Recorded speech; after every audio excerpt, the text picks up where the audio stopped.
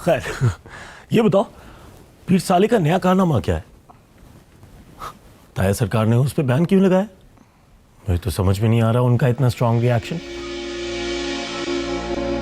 वो जैसा भी है तो हमारे खानदान का अपना ही। तो ये कहा है मामी से जेठ जी ने। जी बीबी मुर्शद, मैं तो कहती हूँ आप भी ना चली ही जाती। इतना हल्का समझ लिया है हमें कि जेठ जी फोन पर हमें दावत का ऑर्डर देंगे और साफ लफ्जों में कह देंगे कि दावत सिर्फ रबील के लिए और आपके लिए है। मैंने पीर साले को मदु नहीं किया और मैं अपने बेटे को छोड़कर चली जाऊंगी। पर बीबी मुर्शद, इसका नुकसान तो हुआ ना। उन्होंने तो बरादरी के बुजुर्ग के सामने साफ साफ कह दिया कि वो छोटे सरकार से कोई ताल्लुक नहीं रखना चाहते।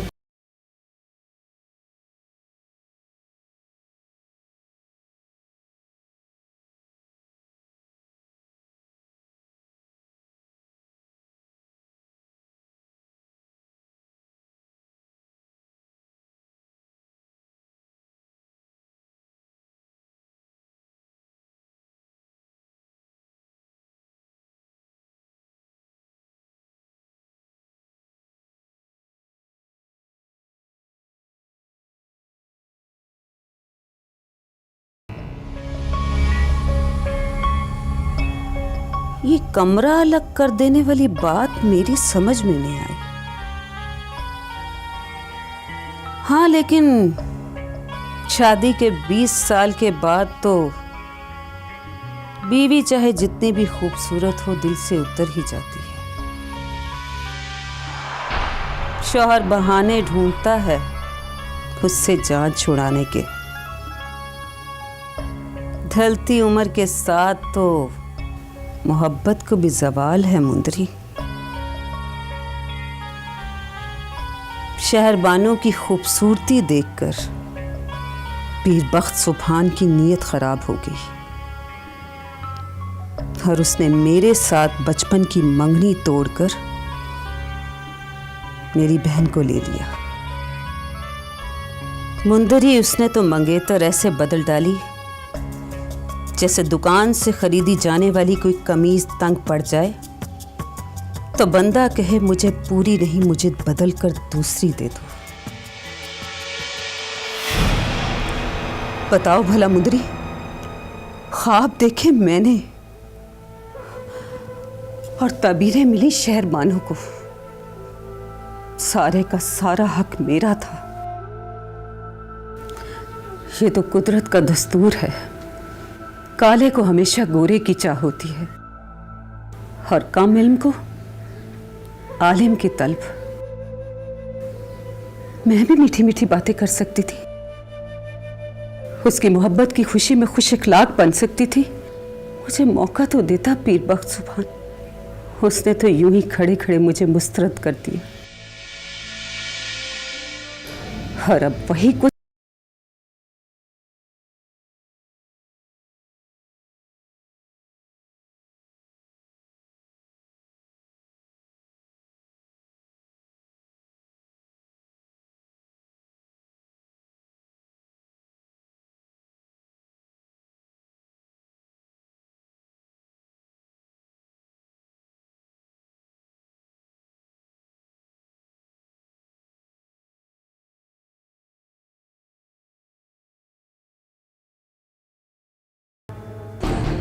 जाओ पीर साले से कहो लखी महल जाना है, तैयारी कर ले। जी जी बेहतर।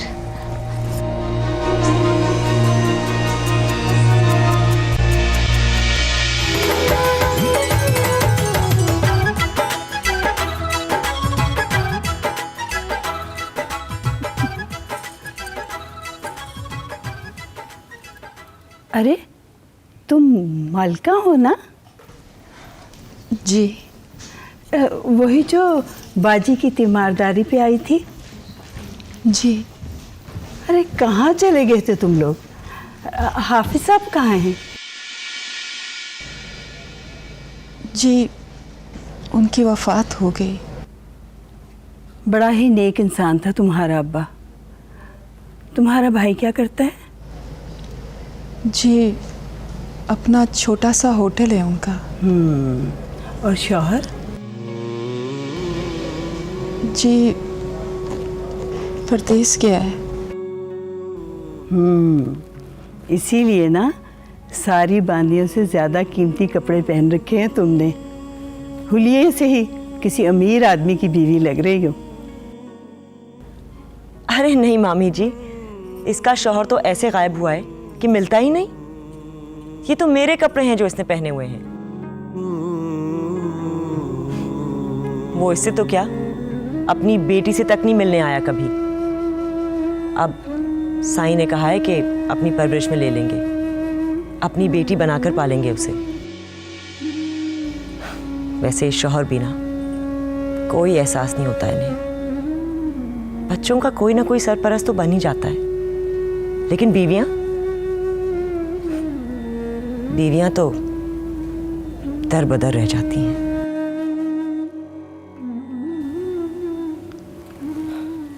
मलका, अल्लाह उसके दिल में तुम्हारे लिए रहम डाले। इस दुनिया में नेक कार के लिए बड़ी आजमाइशें हैं। हाफिज फजल दीन की बेटी इस गांव की सबसे पहली मैट्रिक पास लड़की, सोनी सूरत और सीरत वाली, सबसे ज्यादा दुख झेल रही है।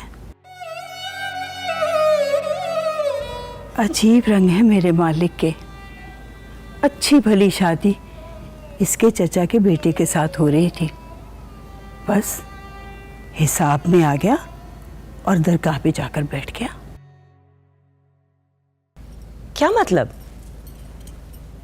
इसकी शादी इसके चचाजाद से नहीं हुई? अरे कहाँ, लोगों का ख्याल है कि वो माइयों वाली रात ही भाग गया था। हाफिज साहब शर्म के मारे सुबह सवेरे अंधेरे में से लेकर कहीं चले गए।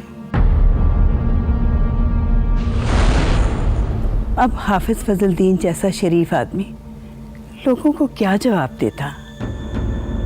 इनके गायब होने के 2-3 महीने बाद इसका चचा का लड़का वापस आ गया और हमारी दरगाह पे बैठ गया।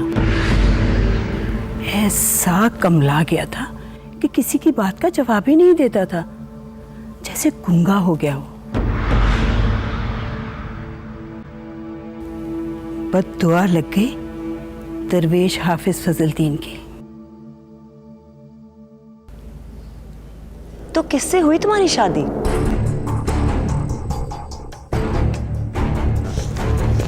जी, था कोई। तुम्हारा अजीज था कोई? जी, दूर का। अच्छा, वैसे कभी अपने चचाजाद भाई को जाकर दरगाह पे तो मिलो। ये क्या करेगी जाके? उसे तो होश ही नहीं है, वो तो बिल्कुल मजसूब है। मलका, जी सरकार। एक कप चाय तो पिला दो। जी सरकार।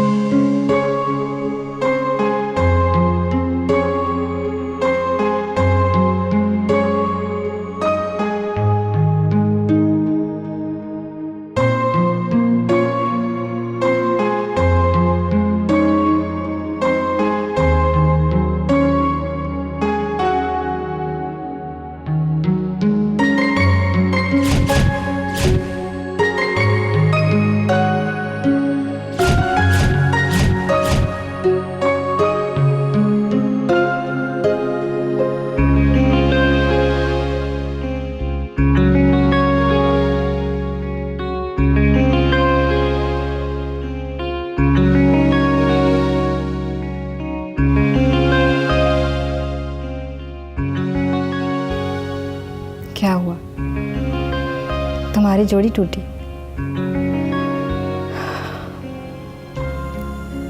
मेरा तो दिल टूटा। टूटा क्या,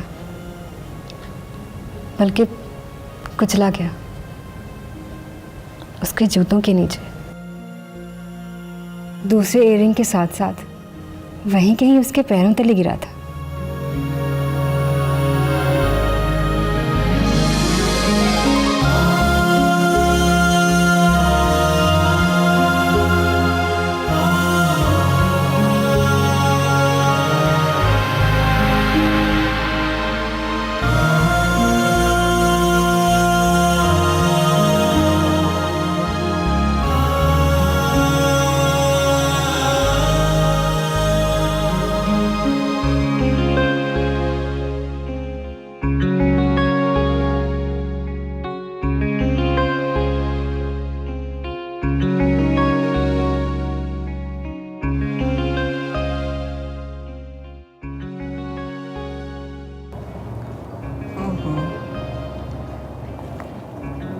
जी साले भाई। राबेल, कहाँ हो तुम? और कितनी देर है? आ रही हूँ साले भाई, बस आ रही हूँ। आखिर कहाँ से आ रही हो तुम? पहुंच ही नहीं पा रही। आधे घंटे से वेट कर रहा हूँ। एक तो ताया सरकार ने जिंदगी अजाब की हुई है। अच्छा खासा प्राइवेट बीए कर रही थी, पकड़ के यूनिवर्सिटी में डाल दिया। देखता हूँ अपनी बेटी को हॉस्टल में रखते हैं या घर में। सारा इनकलाब पराए बच्चों के लिए ही होता है।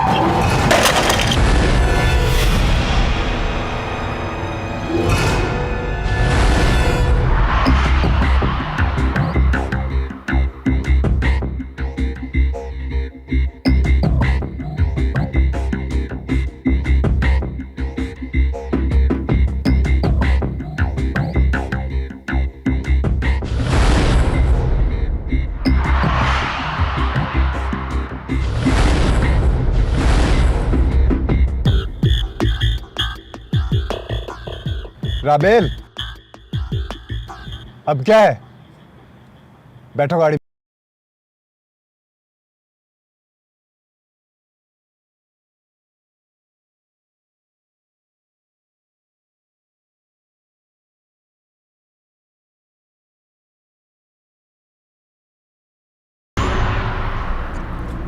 सिर्फ लाइट ही टूटी है ना? बैठो आकर।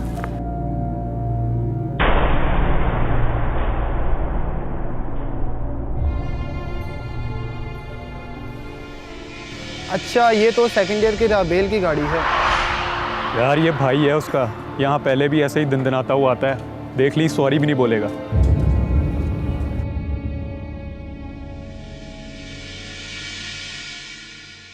मैंने तो इसे पहली बार देखा है। अबे नहीं यार, ये बड़े लोगों की बेटी है। खुद तो सादा सी रहती है, मगर इसका ये भाई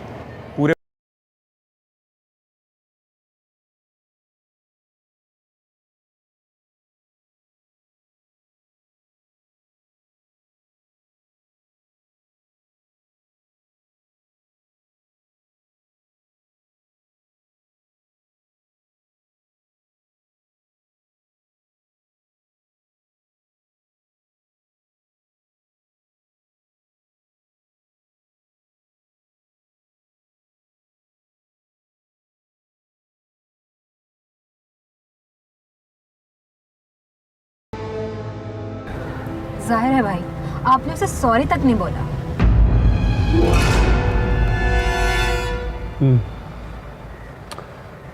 ठीक कहा तुमने।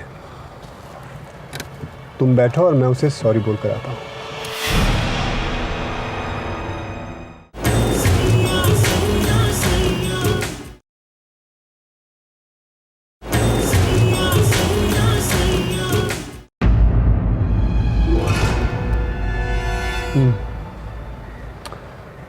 ठीक कहा तुमने।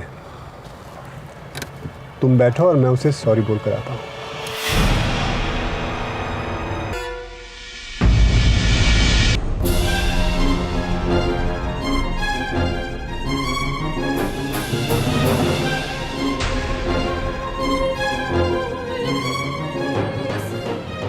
आ रहा है माफ़ी मांगने। देख कबीर, किसी भी लिहाज में पड़ने की ज़रूरत नहीं है। फ़ौरन से अपना नुकसान मांग लेना। बहुत पैसा होता है इन जागीरदारों के पास।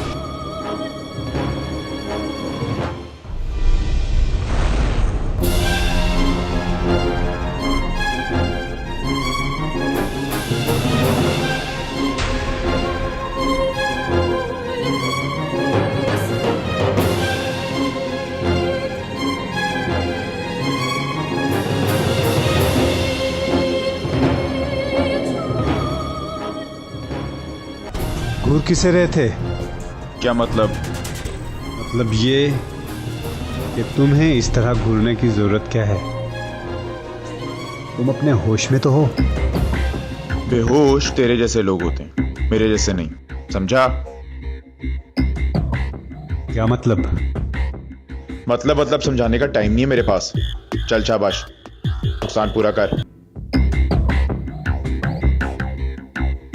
फर्ज करो कि मैं पूरा नहीं करता, तो क्या कर लोगे? फर्ज नहीं, तू पहले फैसला कर। तू नुकसान पूरा कर रहा है या?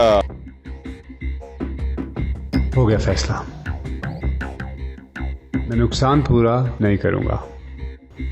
तो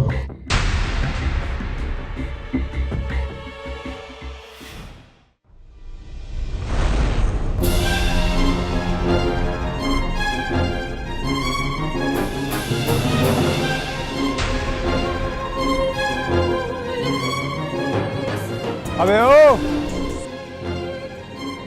यूनियन लीडर, सारी फूफा खत्म हो गई क्या?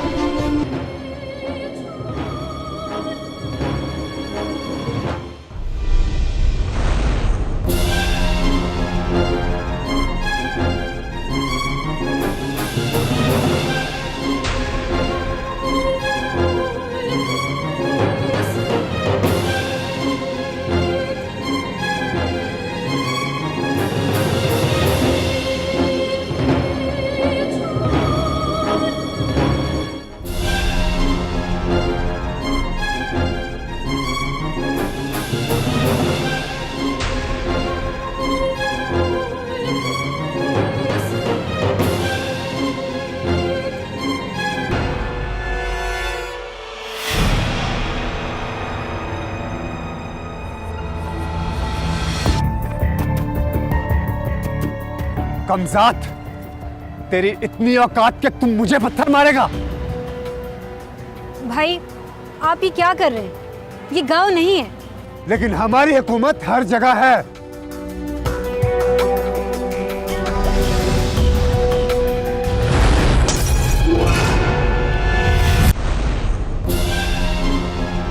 तुम्हें सिखाता हूं दादागिरी क्या होती है।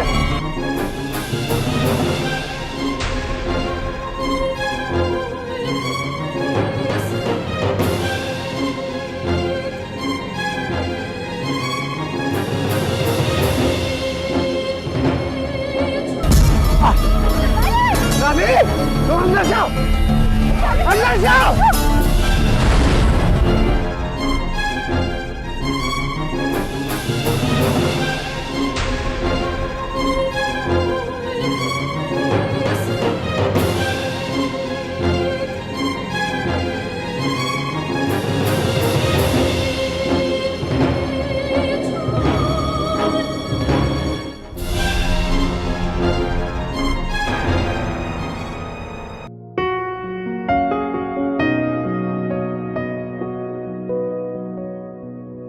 उस दिन से तुम्हारी कभी कभी की मुस्कुराहट, हमेशा की नफरत और मैं पूरी की पूरी मोहब्बत में बदल गई।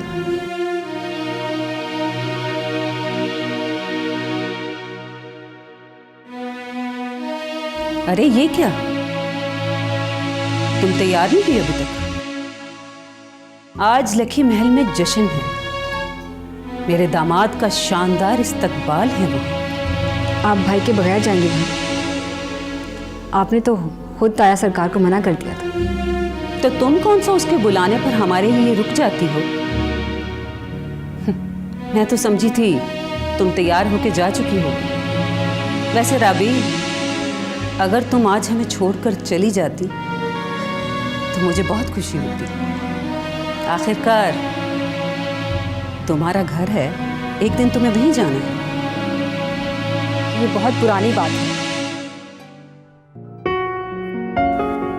इतनी पुरानी कि बुसीदा होके खत्म हो चुकी है। बाज बातें ना पुरानी होती हैं और ना खत्म, बल्कि हमेशा रहती हैं, कभी जख्म बनकर और कभी मरहम। जैसे ये रिश्ता, अगर तुम्हारी शादी हराम से नहीं होती तो जख्म बन जाएगा, और अगर तुम्हारी शादी हराम से हो गई तो मेरे जख्मों का मरहम बन जाएगा। मेरे ख्याल में आप जख्म के लिए तैयार रहे।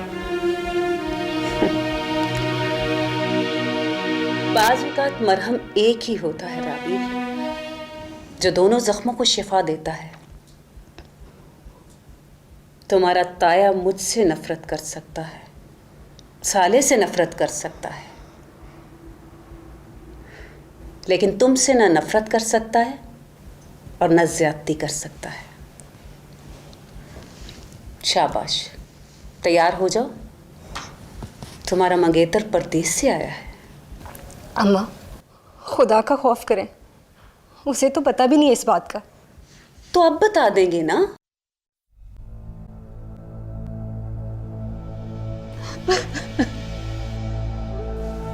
अम्मा, खुदा के वास्ते मुझ पे रहम करें, मुझे नहीं करनी है शादी। खत्म कर दे इस किस्से को, नहीं करनी चाहिए शादी।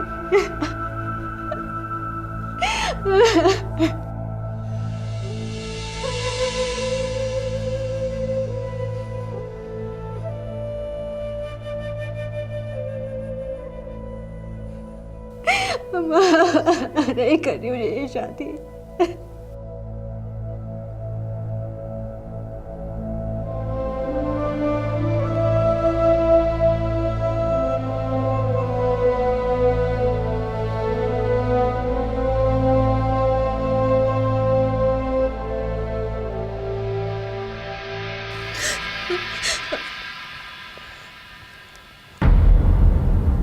कौन है वो?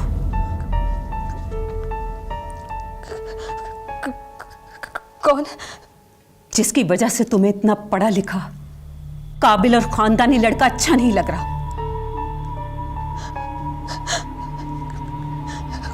कोई भी नहीं, होना भी नहीं चाहिए। अगर ख्यालात की रूह भटक कर किसी और जानिब निकल जाए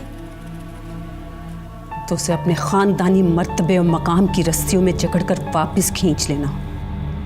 तुम उन लड़कियों में से नहीं राबी जो यूनिवर्सिटी में तालीम हासिल करते करते अपने लिए बर भी चुन लाती हैं। अम्मा, कैसी बातें कर रही हैं? ऐसी कोई बात नहीं है, बस मेरा दिल नहीं मानता इस रिश्ते को, और वैसे भी मैंने एहराम को कभी इस नज़र से नहीं देखा। अम्मा, मैंने अपने दिल को बहुत समझाया, लेकिन दिल ने के मानता ही नहीं है। हमारे खानदान में दिलों की बातें सुनने का रिवाज नहीं है, दिमाग की मर्जी चलती है यहाँ।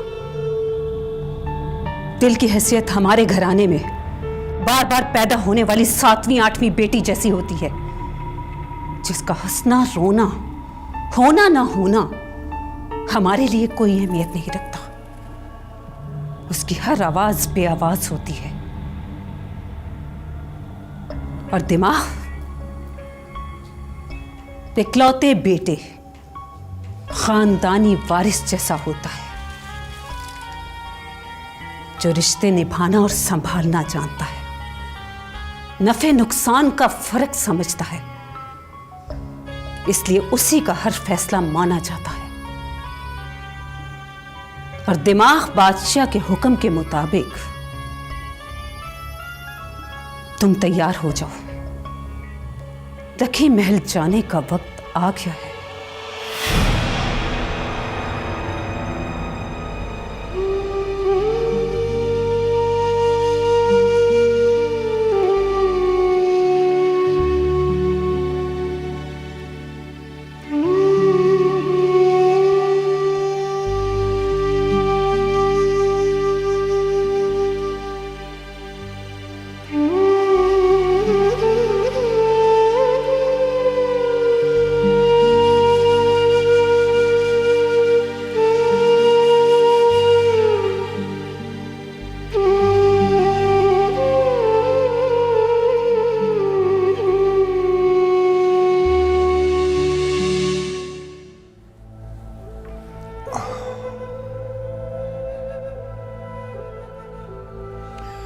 उन्हें अपनी ज़िंदगी गुजारने दो, वो लौटना नहीं चाहती।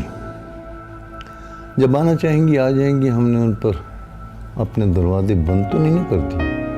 मैं कुछ नहीं सुनने वाला अब्बा। अब तेरे मेरे दरमियान सिर्फ और सिर्फ एक ही बात होगी, पते की बात। या तो मुझे फुप्पी का पता दे, नहीं तो छोड़ दे मुझे मेरे हाथ में। अच्छा तो खाना तो खा लेनी, सवाल ही पैदा नहीं होता। मैं वो 4 साल का कबीर नहीं रहा अब्बा, जिसे तू बिस्किट देके बहला लेता था। हाँ अब तू बड़ा हो गया है, तेरे कंधे चौड़े हो गए हैं और मेरे कंधे झुक गए हैं। तब भी तू वही चीज मांगता था जो मैं नहीं दे सकता था, और आज भी तू वही चीज मांग रहा है जो मैं तुझे नहीं दे सकता। तब तू मां मांगा करता था, और आज फुफी फुफी मांग रहा है ना। रोज तू मुझसे कहा करता था मेरी माँ कहाँ है, मेरी माँ कहाँ है बाबा। और मैं तुझे बिस्कुट दिलाकर बहला दिया करता था, और तू बहल भी जाया करता था। पर मैंने जान नहीं छोड़ी तेरी, जब तक तूने मेरी बात का जवाब नहीं दिया। हाँ तुझे याद है ना कबीरे वो दिन, जिस दिन तुझे बुखार था, और उस दिन भी तू जिद कर रहा था कि मेरी माँ से मिला दो, माँ से मिला दो। तो मैंने तुझे कहा था हाँ हाँ हाँ कबीरे, मैं तुझे तेरी माँ के पास ले चलता हूँ। मैंने तुझे वुजू कराया, तपते हुए जिस्म से तूने खुशी खुशी वुजू किया। तू समझ रहा था मैं मुंह हाथ धुला रहा हूँ तेरा। फिर तूने कहा आज तो मैंने अम्मा से मिलना है तो मैं नया जोड़ा पहनूंगा। तो तेरी फूफा ने तुझे तैयार किया, वो आंसुओं से तुझे कपड़े पहना रही थी। तूने उसे तसल्ली दी, तूने कहा फूफो रो मत, मैं अम्मा से मिलकर वापस आ जाऊंगा, जल्द वापस आ जाऊंगा। फिर तू सारा रास्ता मेरे कंधे पर बैठा खुशी खुशी हर आते जाते को कह रहा था मैं अम्मा से मिलने जा रहा हूँ, मैं अम्मा से मिलने जा रहा हूँ। और हर इंसान मुझे अफसोस से देख रहा था। मेरी खुशी के जवाब में हर एक के चेहरे पे उदासी थी। कब्रिस्तान के गेट पे तूने मुझे कंधे से उतारा। मैं तब भी बहुत खुश था। कब्रों के दरमियान से गुजर रहा था और सोच रहा था कि ये क्या छोटे छोटे से पहाड़ हैं।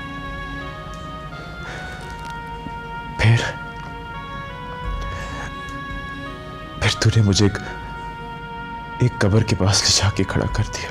हाँ तूने हैरान होकर कहा मैंने अपनी अम्मा से मिलना है अब्बा। और तूने कहा ले मिल ले अपनी माँ से। फिर तूने कहा ये तो छोटा सा पहाड़ है अब्बा, ये मेरी अम्मा तो नहीं। और तूने रोते हुए कहा ये छोटा सा नहीं, गम का पहाड़ है। हर दुनिया से जाने वाला अपने पीछे रह जाने वालों के लिए अक्सर गम का पहाड़ छोड़ जाते। मैंने अपने शऊर का पहला कदम कब्रिस्तान में रखा था।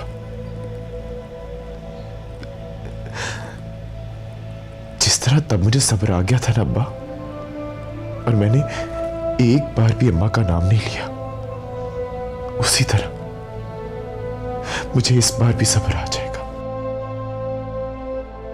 मुझे बता अब्बा, फुप्पी कहां गई, क्यों गई, क्या कहानी फुप्पी के पीछे?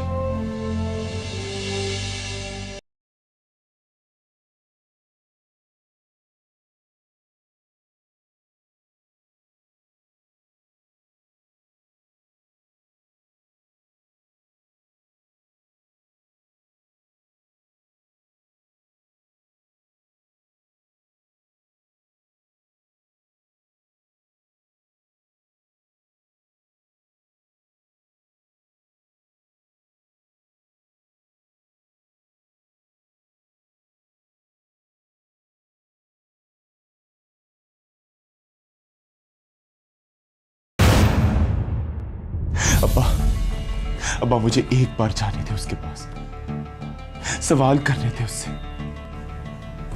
मुझे यूं बेचैन करके मत मार अब्बा। हाँ, अल्लाह ना कर, ऐसा ना कर पुत्र। तुझे मेरे सर की कसम है, मुझे फुप्पी का पता बता अब्बा, बता मुझे, नहीं तो सुबह तू मेरा मरा हुआ मुंह देखेगा। मैं तुझे बता रहा हूं। लकी महर बख्ता वाला।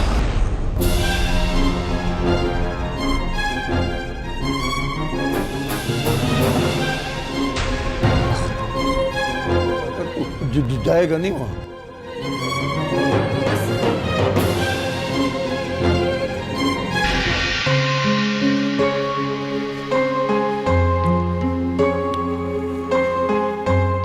यार कबीर, तेरी पोजीशन तो पक्की है, फिर तू करेगा CSS और कोई तगड़ा सा ग्रुप ज्वाइन करेगा और हमें भूल जाएगा।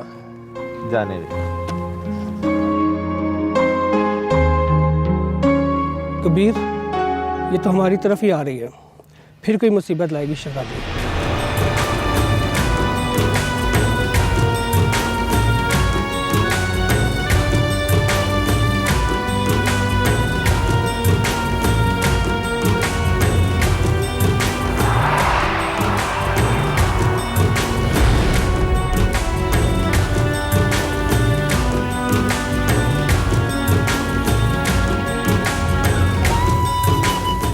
अस्सलाम वालेकुम।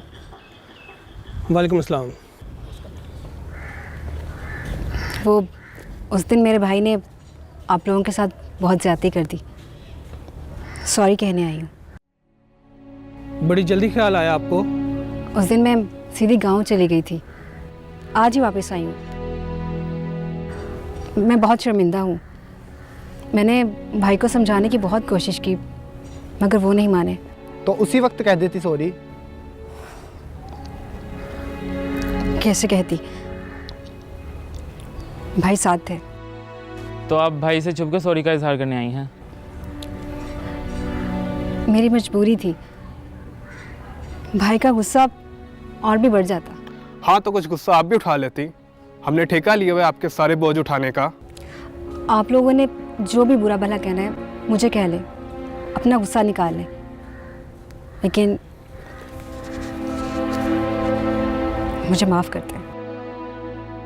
वैसे आपके गांव का नाम क्या है? वो बख्तामाला।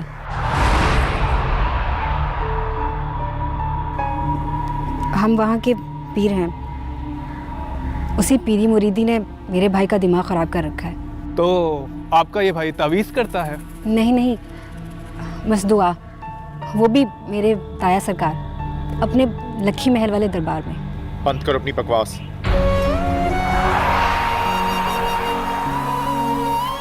सवाल पूछने की।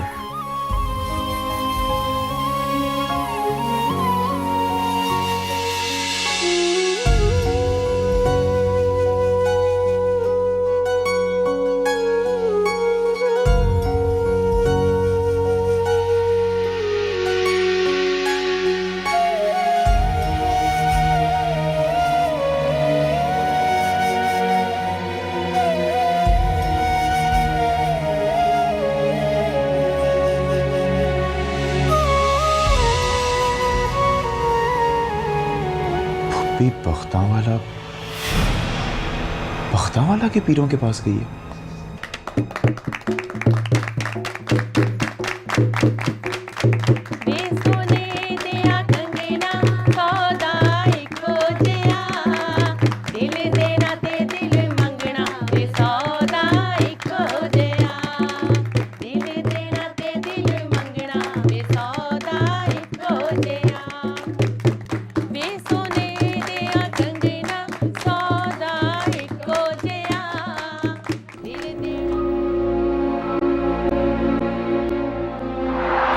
वैसे कभी अपने चाचाजाद भाई को जाकर दरगाह पे तो मिलो।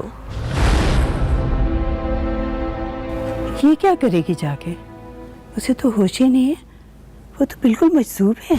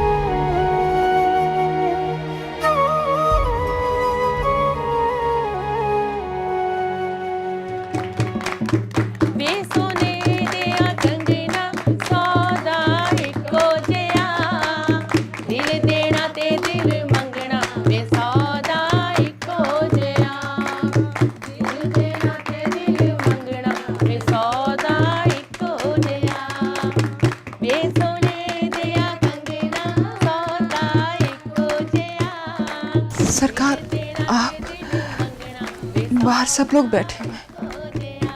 मैं जानता हूँ।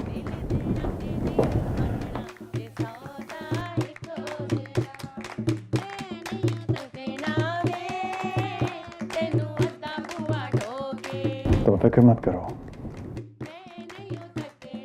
बाहर सब लोग अपनी अपनी दुनिया में मगन है। बाहर खुशियां हैं, जश्न है, महफिल अपने उरूज पर है।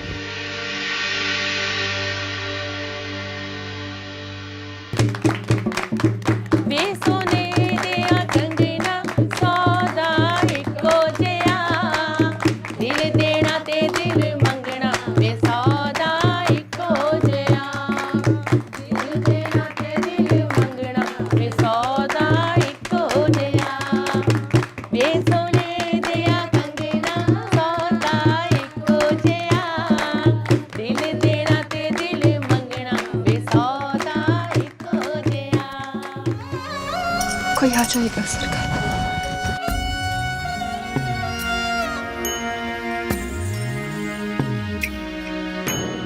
समझता हूँ, सारी मजबूरियां समझता हूँ। ना समझता होता तो आज तुम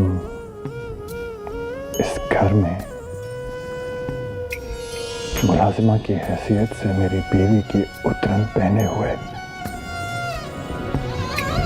मेरी नाइंसाफी का इश्तिहार बनकर न फिर रही होती। समझदारी और मोहब्बत का एक दूसरे के साथ सुतैली बहनों वाला बैर है।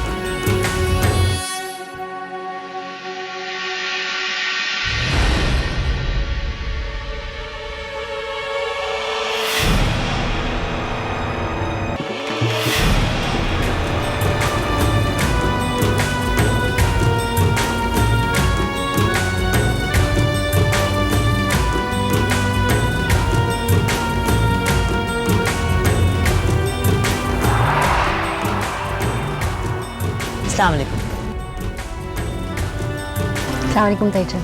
वालेकुम सलाम। सलाम ताई अम्मा। मामी जी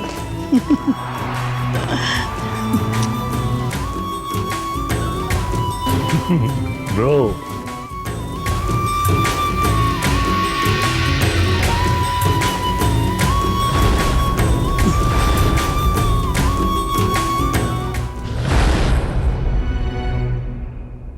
कैसा है अंग्रेज के बच्चे? बिल्कुल ठीक यार।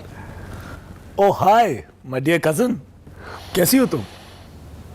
मैं ठीक हूँ, तुम बताओ कैसी रही तुम्हारी फ्लाइट?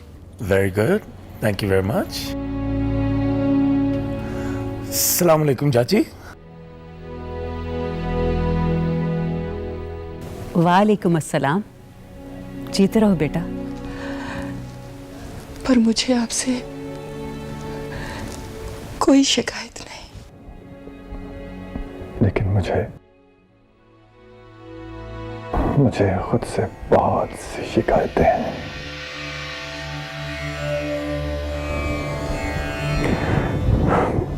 मलका, तुम प्लीज शहरबानों की उतरन मत पहना करो। देखो, मैं कल तुम दोनों को किसी बहाने लाहौर भेजता हूं। वहां जाकर तुम अपने लिए शहरबानों जैसे नए कपड़े ले लो। ऐसे कपड़े जो पीर बख्त सुभान की बीवी पहन सकती है। ऐसे कपड़े जो सिर्फ तुम्हारे लिए हो, किसी की उतरन ना हो। ये रखो। ना सरकार, यूं जलील ना करें। आपको नहीं पसंद तो मैं कभी नहीं पहनूंगी बीबी मुशर्रत की उतरन, पर ये जुल्म ना करें। मुझे मेरी उजरत मिलने वाली है, मैं खुद ही बनवा लूंगी अपने लिए कपड़े। पर आप ये पैसे रख लें, मुझे नहीं चाहिए।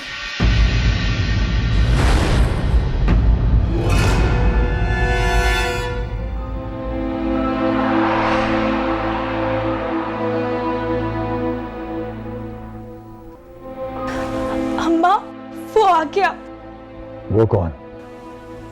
बड़े सरकार, वो पीर साले। वो आया है यहाँ? मैं झूठ नहीं बोल रही बड़े सरकार, आप देख लें, वो बाहर ही खड़ा है।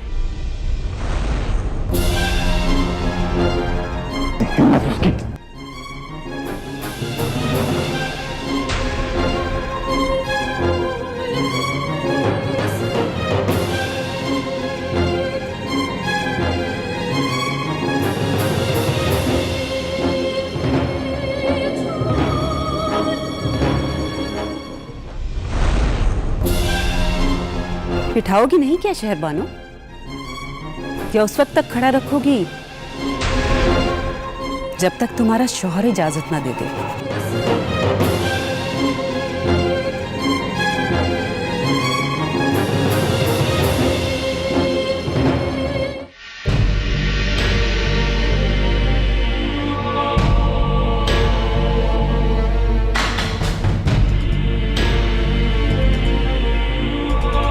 सलाम भरजाई। वालेकुम अस्सलाम। आपने हमें सलाम किया? हमारे लिए तो ये बात ही कमाल है। भरजाई, मेरा आप और आबेल से कोई गिला नहीं है। आप खामखा खुद को इस मामले में इन्वॉल्व ना करें, प्लीज।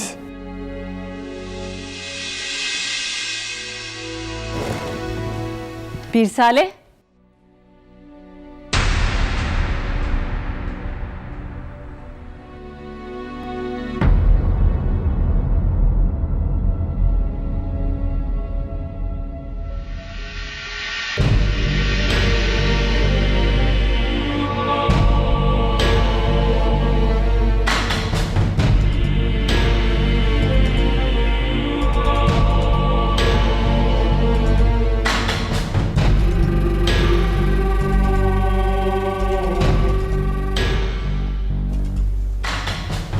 अपने ताया सरकार के पैर पकड़कर जमाने के सामने माफी मांगो।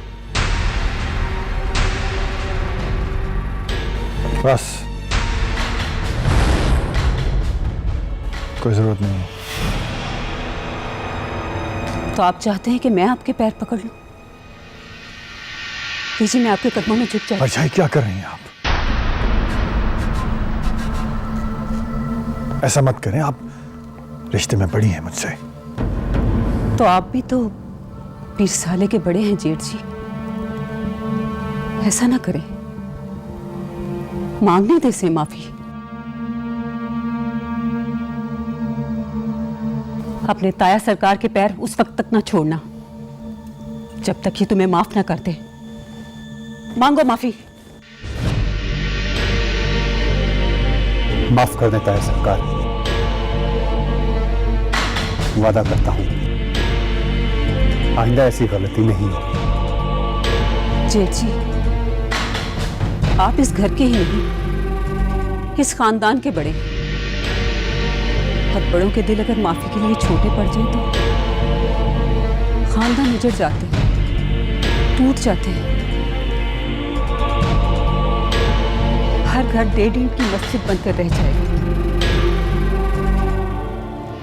आज हम लोग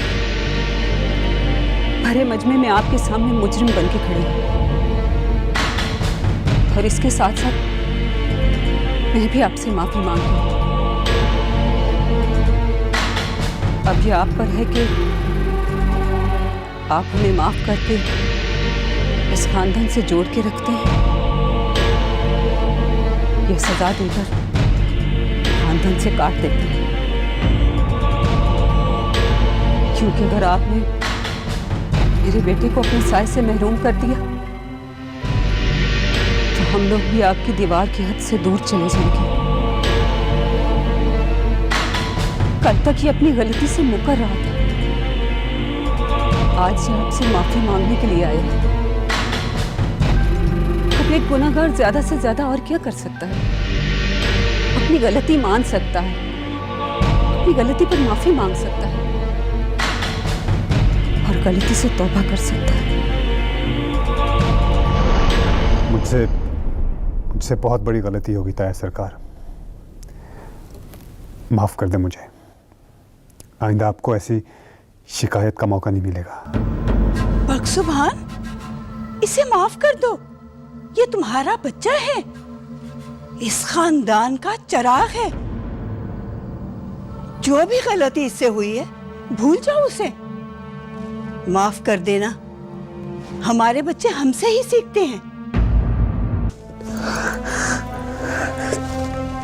तेरे से ऐसा कुछ फिर से नहीं होगा, तू बस चुप करके बैठ जा, आराम से बैठ जा।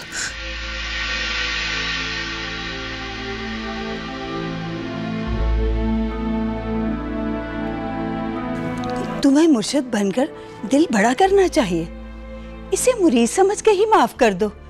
वैसे हुआ क्या है?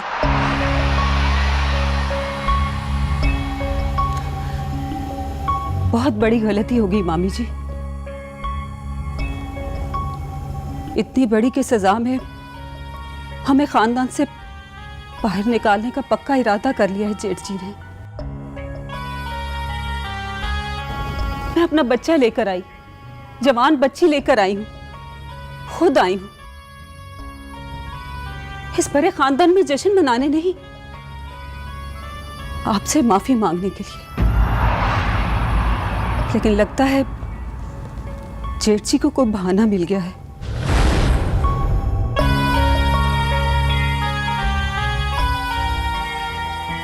हमारी जिम्मेदारी से आजाद होने का।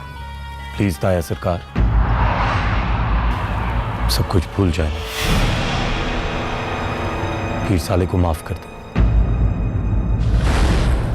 मैं आज ही तो आया हूं और हमारे घर वाले एक होने के बजाय सब अलग अलग हो रहे हैं।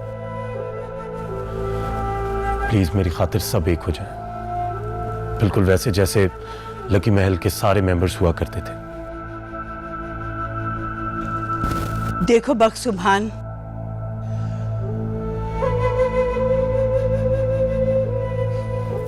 अगर तुमने अभी अपने भतीजे को माफ ना किया तो समझो तुमने सारे खानदान वालों का मान नहीं रखा।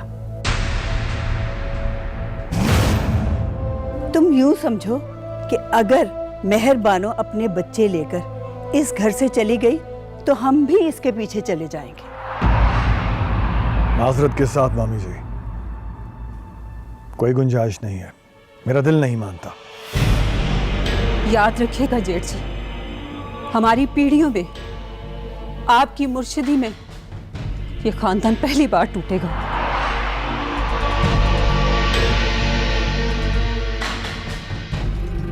और ऐसे वाकयात पहले कभी नहीं हुए होंगे।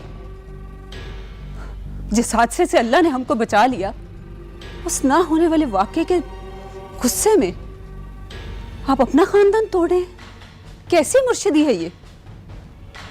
अगर माफ नहीं करते तो इसकी खता तो बताएं, पता तो चले आखिर हुआ क्या है। अगर पीर सालिया का जुर्म ज़्यादा सफाक साबित हुआ तो हम बड़े पीर का साथ देंगे। शहर बानो, तुम ही बख्त भाई को समझाओ ना, तुम्हारी बात तो नहीं टालेंगे। इससे क्या कहती हैं? इसे तो पहले ही पीर साले की खाला और मेरी बहन होने की सजा में कता ताल्लुकी कर दी है जेठ जी ने। ऐसा कुछ नहीं है। ये कैसी बातें कह रही हैं आप बहना? तो क्या ये झूठ है जेठ जी? आपने अपना कमरा अलग नहीं कर लिया? हमें सब पता चलता है। हमारा कोई भाई नहीं, अपना नहीं, हमारे करता धरता आप हैं। तो इसका ये मतलब है कि जो चाहे सलूक करेंगे आप हमारे साथ। क्या मेरी बहन को इतना भी इख्तियार नहीं कि वो मुझे एक मुलाजमा ही दे देती? याद रखिएगा जेठ जी, अगर ये खानदान टूट गया तो हम दोनों बहनें भी एक दूसरे के साथ हमेशा के लिए टूट जाएंगी। क्या आपको आपकी बीवी के दुख का जरा सा भी एहसास नहीं? पता नहीं ये सब कुछ कौन बताता है आपको। मैंने आपके साथ कोई ज्यादती नहीं की और ना ही अपनी बीवी के साथ कोई ज्यादती की है। मुझे अपनी बीवी की इज्जत और इस घर का सुकून हर हाल में अजीज है। मैं अपने फैसले से कभी ना हटता। अगर मुझे अपनी बीवी से प्यार ना होता,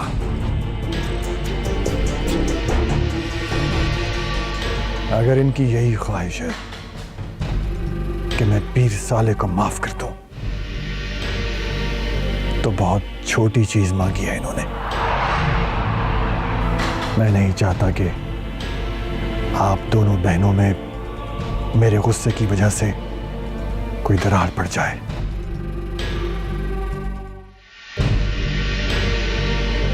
उठो पीर साले, ये तुम्हारा ही घर है।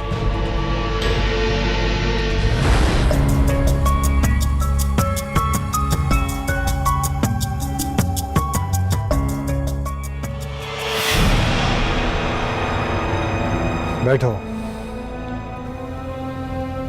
बहुत बहुत शुक्रिया जेठ जी।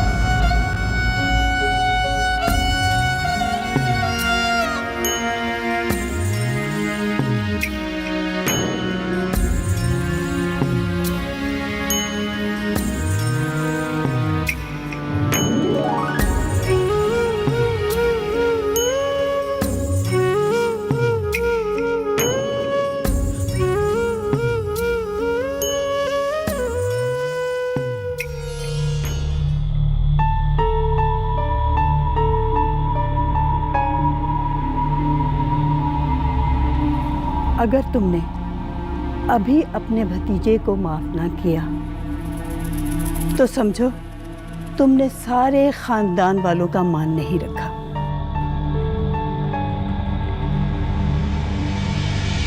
तुम यूं समझो कि अगर मेहर बानो अपने बच्चे लेकर इस घर से चली गई तो हम भी इसके पीछे चले जाएंगे।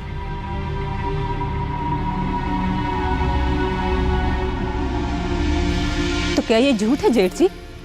आपने अपना कमरा अलग नहीं कर लिया? हमें सब पता चलता है। हमारा कोई भाई नहीं, अपना नहीं, हमारे कर्ता धर्ता आप हैं। तो इसका ये मतलब है कि जो चाहे सलूक करेंगे आप हमारे साथ?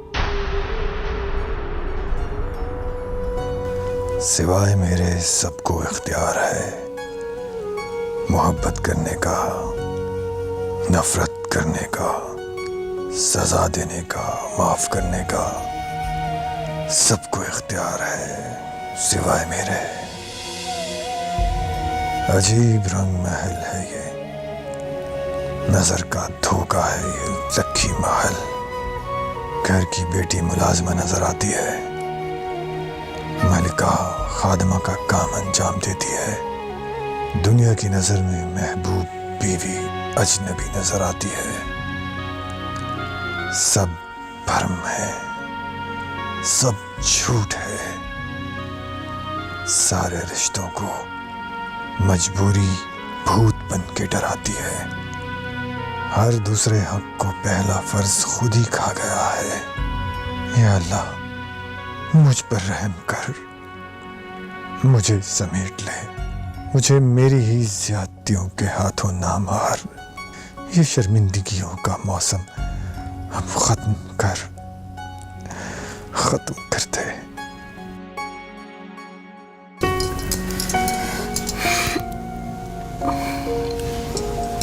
राबेल आपी, आपको ये सब कैसा लग रहा है?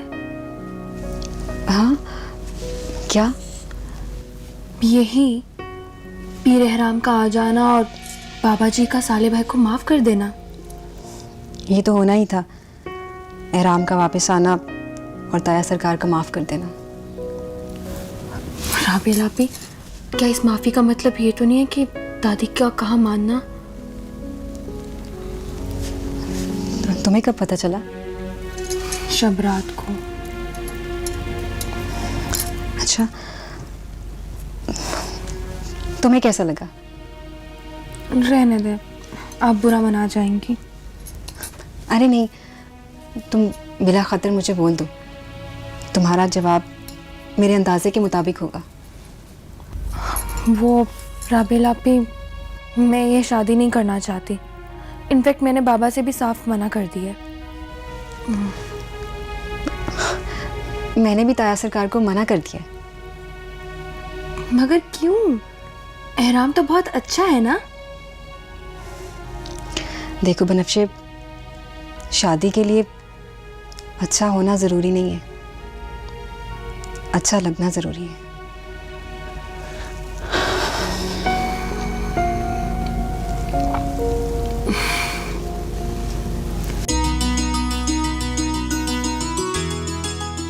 अब आपसे क्या छुपाना मामी जी, आप तो जानती हैं ये गांव की लड़कियां कितनी होशियार होती हैं। इनके लिए तो बड़े एजाज़ की बात होती है पीर मुर्शिदों की ख्वाबगाह का मेहमान बनना। आपने देखी है ना वो लड़की। अब रहने भी दो ये कहानी बहना। साईं ने माफ तो कर दिया है पीर साले को। हाँ, माफ तो कर दिया, लेकिन गुड्डी का रिश्ता देंगे मुझे? ये इस बात को बहाना बनाकर दादी का जोड़ा हुआ रिश्ता तोड़ देंगे।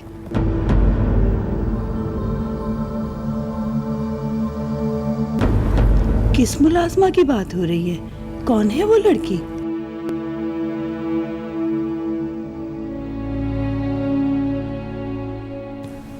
मलका। जी बेबी। मेरे लिए एक गिलास पानी ले आना जरा। जी। मेरे लिए भी ले आइएगा प्लीज। जी सरकार।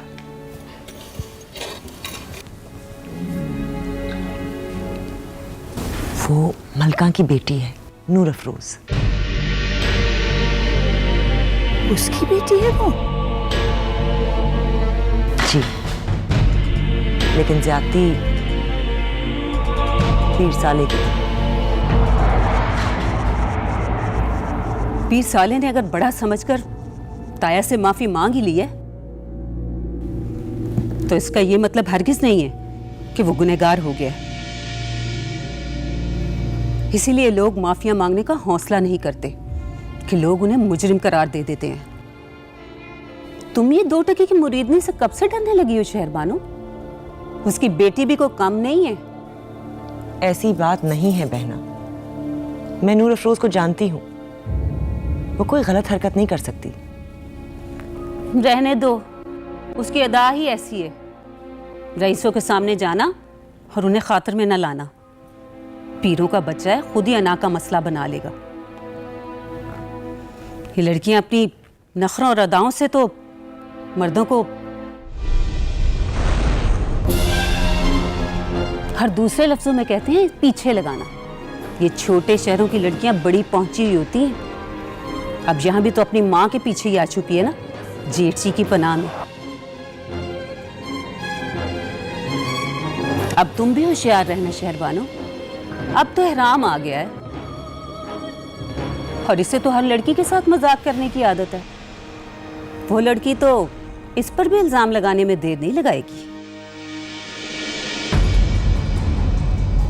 अब आप ही बताएं मामी, लड़की चंद दिन के लिए हमारे घर आई और पीर साले को पीछे लगा लिए, तो वो क्या एहराम को छोड़ेगी?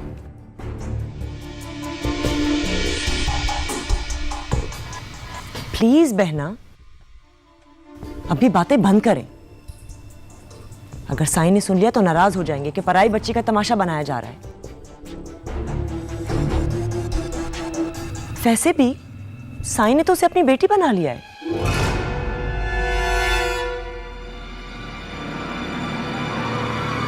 वाह, ये माँ बेटियां तो बहुत ही होशियार निकली भाई।